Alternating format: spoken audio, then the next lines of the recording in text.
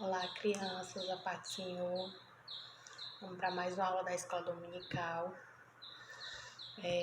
A tia tinha feito um vídeo, né? Só que não carregou porque a internet lá na minha casa estava muito ruim. E acabou, gente, que eu não sei o que foi acontecer. O vídeo sumiu na minha galeria. Não sei porquê. Sumiu. Não sei se eu apaguei sem querer. Não sei. Sei que sumiu e eu tô tendo que gravar de novo o vídeo pra vocês. Certo? Porque eu gravo sempre no sábado para postar no domingo pela manhã.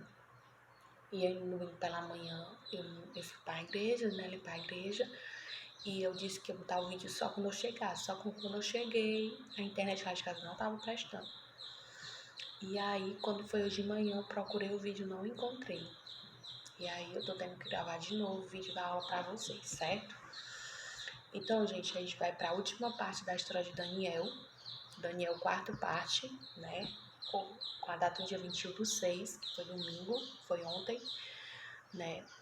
E a gente vai terminar a história de Daniel, certo? Depois do rei Nabucodonosor veio o seu filho, né?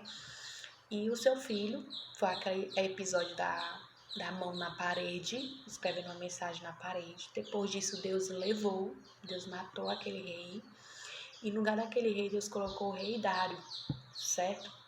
E o rei Dário, ele selecionou 120 pessoas responsáveis por administrar o império, certo? Ele escolheu 120 homens para ajudar ele a administrar o império. E colocou 3 supervisores, né? E entre eles tinha Daniel, né? Entre esses 3 supervisores tinha o Daniel, né? E Daniel, ele se destacou, gente. Desses 3, ele foi o mais que se destacou. E o rei Dário estava pensando em colocar ele como o governante de todo o império, né? A sua segunda pessoa, o seu braço direito.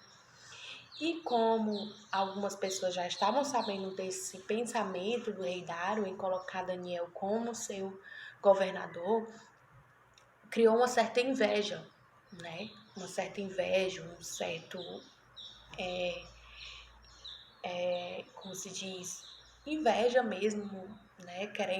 Não querendo que Daniel tomasse lugar, querendo o lugar para si. E aí, o que foi que aconteceu? Esses homens se reuniram e começaram a tramar algo que pudesse acusar Daniel, para que Daniel não tivesse a possibilidade de ser governador. Então eles começaram a pensar. E aí eles tentaram algumas formas e não conseguiram, porque Daniel era muito correto no que fazia. Mas tinha algo em que eles poderiam tocar, que Daniel com certeza não ia abrir mão, que era da sua fé. Então eles planejaram algo que fosse contra a fé de Daniel, contra o Deus que Daniel servia. Então, o que foi que aconteceu?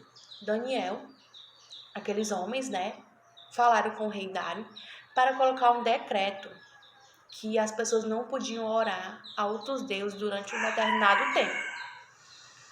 Só podiam adorar o Deus lá deles, né? Não podiam adorar outros deuses durante esse determinado tempo. Então, foi o que aconteceu. O rei Dário se deixou levar, né? Porque eles chegaram lá exaltando o rei Dário, não sei o quê, exaltando os outros deuses. E aí o rei Dário se comoveu e assinou o decreto. Determinou o decreto e assinou. E aí Daniel, mesmo sabendo desse decreto, né? E quem não obedecesse esse decreto, né, ia ser jogado na cova dos leões famintos. Mas mesmo assim, Daniel, mesmo sabendo desse decreto, continuou orando, porque Daniel tinha o costume de orar 3 vezes ao dia, de janelas abertas. Ele abria a janela do seu quarto e ali se ajoelhava e ali orava. A janela de Davi era para onde podia se avistar Jerusalém, certo? Que era a cidade dele, a cidade do seu povo. Então, aonde era a direção de Jerusalém, era onde era a janela de Davi. de Daniel. Então Daniel abria a janela e orava em direção à sua cidade. Para quê? Para que Deus pudesse receber sua oração, né? E pudesse ter misericórdia do seu povo que estava escravo, né? Da Babilônia, que estavam escravizados pela Babilônia. Então, gente, Daniel tinha esse costume de sempre abrir a janela do seu quarto e ali fazer sua oração, 3 vezes ao dia. E mesmo com esse decreto, Daniel não deixou de orar. Todos nos mesmos horários, Daniel abria sua janela e ali orava ao Senhor. E ali aqueles homens avistaram que Daniel continuava orando e ali foram denunciar Daniel ao rei Dário. Rei Dário, Daniel não está cumprindo o decreto, Daniel continua orando ao seu Deus, né? 3 vezes ao dia. E ali Daniel foi chamado na presença do rei Dário para confirmar o que aqueles homens estavam dizendo e Daniel não negou. Daniel disse sim, continua orando ao meu Deus, né? E ali, como o rei Dário gostava muito de Daniel, ele tentou alguma forma, algum método de cancelar esse decreto. Só que esse decreto que o rei Dário fez não podia voltar atrás, né? Ninguém poderia revogar esse decreto, porque esse decreto estava assinado e selado por ele e pelos aqueles outros, né, governadores, aqueles outros supervisores. Então, não podia de maneira nenhuma ser revogado. Não podia de maneira nenhuma ser cancelado. Tinha que ser cumprido. Mas o rei Dário tentou de todas as formas cancelar aquele decreto, mas não teve como, porque aquele decreto era irrevogável. Não tinha como voltar atrás. Então o rei Dário teve que cumprir o decreto. Então levou Daniel até a cova dos leões. E ali jogou Daniel na cova, né, dos leões, fechou a porta da cova e selou com o seu anel. Ele e os demais que estavam ali presentes, né? Então selou-se ali a porta. E Dário, quando foi colocar Daniel ali dentro da cova, ele disse: eu espero que o seu Deus te livre dos leões, né? E naquela noite, Dário não conseguiu dormir, o rei Dário não conseguiu dormir de maneira nenhuma, não conseguiu comer, não conseguiu dormir, muito aflito por causa de Daniel, porque ele tinha uma admiração e gostava muito de Daniel, e ele não queria que isso acontecesse com Daniel. Então, aquela noite ele não dormiu, não conseguiu dormir, não conseguiu comer. E ali, quando foi no outro dia de manhã, o rei Dário rapidamente foi até a cova, mandou abrir a cova e chamou a Daniel. E Daniel veio para fora, né? E ali Daniel contou para ele que Deus, né, o seu Deus, tinha enviado um anjo e tinha fechado a boca dos leões, né? E ali a gente pôde ver, Daniel viu a manifestação, o amor e o cuidado de Deus pela sua vida, né? Deus enviou um anjo e ali fechou a boca dos leões e Daniel pôde dormir tranquilamente e no outro dia estar liberto. Então ali, quando Daniel saiu, contou aquilo para o rei Dário se alegrou, né? E disse: louvado seja o nome do Senhor, né? Louvado seja o Deus de Daniel. E ali, no lugar de Daniel, ele tirou Daniel e jogou aqueles homens que tinham tramado contra Daniel. E gente, foi uma questão de segundos. Aqueles homens foram devorados, né? Eles não chegaram nem a chegar até o fim da cova, né? A Bíblia fala que eles nem chegaram nem até o fim da cova. Antes mesmo deles chegarem até o chão, os leões já tinham pulado e pegado eles. Então a gente vê que, né, através da história de Daniel, que precisamos ser fiéis ao Senhor independente das circunstâncias, independente da situação. Mesmo que isso seja entregar nossa própria vida, né? Mesmo que isso seja a morte, né? Porque Daniel sabia que ali a morte era certa. Mas pela fidelidade, pelo amor e pelo que Daniel ainda tinha que fazer na terra, Deus o livrou, né? Então, Deus, ele é fiel, independente de eu ser fiel ou não. Mas quando eu sou fiel ao meu Senhor, Ele me dá bênçãos sem medidas, me dá coisas sem medidas, né? E o seu amor e a sua misericórdia é infinita sobre a minha vida, né? Então, temos que ser fiéis assim, independente das circunstâncias. O outro tópico que a gente tem na linha do tempo de vocês é Daniel intercede pelo povo. Gente, como eu falei para vocês, o povo de Jerusalém estava escravo, né? Novamente, eu canso de dizer isso a vocês, a Bíblia só conta a mesma história. O povo de Israel se arrepende, passa um tempo, né, bem, servindo ao Senhor, depois volta de novo a servir outros deuses, e aí Deus vem, castiga de novo, bota eles como escravo, e aí eles pedem perdão, Deus liberta o povo passa um tempo servindo a Deus, depois volta a servir ao diabo, servir a outros deuses, e aí a mesma história se repete. E dessa vez não foi diferente. O povo começou a servir outros deuses, começou a se desviar das coisas do Senhor, não dar ouvidos aos seus mandamentos, nem à sua palavra. E aí o que aconteceu? O povo foi de novo escravo. E aí, escravo do rei da Babilônia. E ali Daniel intercedeu, orou pelo seu povo, pedindo a misericórdia do Senhor sobre o seu povo. E dizendo, nós somos pecadores, Jesus. Deus, a gente sabe que a gente é pecador. Mas tem misericórdia da gente, Deus. Tem misericórdia da gente. E ali Daniel intercedeu pelo seu povo, intercedeu por você, intercedeu por todos aqueles que faziam parte de Israel. Né? E ali ele intercedeu, pediu ao Senhor, clamou ao Senhor, né? E pediu também ao Senhor que abrisse os olhos, né, daqueles homens, para que eles pudessem enxergar que eles estavam errados, para que pudessem se arrepender. Então, Daniel orou, suplicou pela misericórdia do Senhor para o seu povo. O outro tópico, gente, é as visões de Daniel. Gente, são muitas visões que Daniel teve. E essas visões que Daniel teve, umas representavam para aquele certo período de tempo, e outras eram visões futuras, que ainda vão acontecer, que ainda não aconteceram, que vão acontecer. Então, Daniel, ele teve visões daquele certo período de tempo, que estava perto de acontecer, e outras que era só futuramente. Coisas que só vão acontecer quando Jesus voltar. Então, Daniel, através das suas visões, ele revelou coisas que nós ainda não vimos, né? Que ainda há de ser revelado.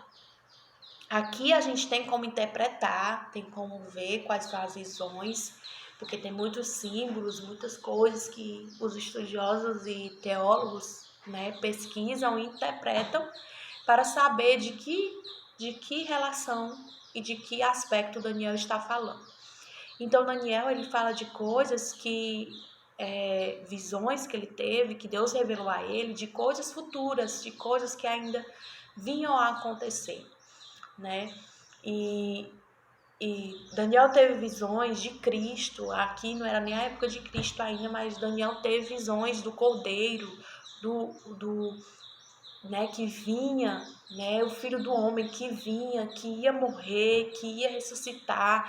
Então Daniel teve visões futuras, né, de Jesus, né, do Filho do Homem, né, do Filho de Deus. Então Daniel, ele teve essas visões que revelavam coisas tanto do presente como do futuro. Então, e Daniel Deus deu esse dom de interpretar sonhos. Então, ele, além de sonhar, além de Deus dar visões a ele, sonhos, ele também interpretava os sonhos dos reis, né? Como a gente viu alguns sonhos aqui do rei Nabucodonosor, de outros reis também que sonharam e Davi interpretou, além da escrita da parede que a gente viu lá passada, que Daniel também interpretou. Então, são visões que muito fortes, mas que retratam a realidade e que a gente ainda vai viver, né? Além da glória de Deus, que também foi revelada a Daniel, além daquilo que está preparado para a gente, né? Então, a conclusão, gente, é o seguinte. O livro de Daniel é uma grande demonstração da sabedoria de Deus e de seu controle total e absoluto sobre a história da humanidade. Nada acontece sem a permissão e o conhecimento de Deus. Ao revelar os reinos sequentes aos anos da época de Daniel, Deus está nos dando uma afirmação de que suas profecias serão cumpridas. Escutem bem, crianças. Todas as profecias que há no livro de Daniel, que ainda não se cumpriram, vão se cumprir. Uma vez crendo e entendendo o livro de Daniel, podemos ter certezas que as predições do livro de Apocalipse se cumprirão. Assim como toda a palavra do Senhor, pois Deus nos diz, porque eu velo sobre a minha palavra para a cumprir. Tem lá em Jeremias 1:12. Nada escapa ao controle soberano de Deus. Então, gente, Daniel, que é no Velho Testamento, ele está só reafirmando mais ainda o que já está escrito em Apocalipse, o que ainda ia ser escrito em Apocalipse. Então, ele está confirmando aquilo que o Senhor ainda ia revelar a João, né? Que foi, no caso, João foi quem escreveu o Apocalipse, que foi quem revelou aquilo que já veio e que ainda virá, certo? Então, Daniel da mesma maneira. Ele Apocalipse já é uma continuidade das visões e interpretações que Deus já deu a Daniel. E a outros profetas também, gente. Deus também não só revelou a Daniel o que viria, mas também revelou a outros profetas, né? Como Jeremias, como Ezequiel. Deus, ele mostrou a esses outros profetas também o que viria, né? Os fins dos tempos, né? O arrebatamento, a volta de Cristo, né? O arrebatamento, as bodas do Cordeiro, aquilo que Deus tem preparado para nós. Então, não só Daniel, mas outros profetas também do Antigo Testamento revelaram coisas, Deus revelou coisas a eles que eram do arrebatamento, que eram do fim dos tempos, né? Então, a gente vê aqui o cuidado e a soberania absoluta sobre a história da humanidade. Então, como a Bíblia fala, gente, Deus, ele é o começo. A Bíblia fala que Deus é o começo, o meio e o fim. Tudo foi ele quem criou.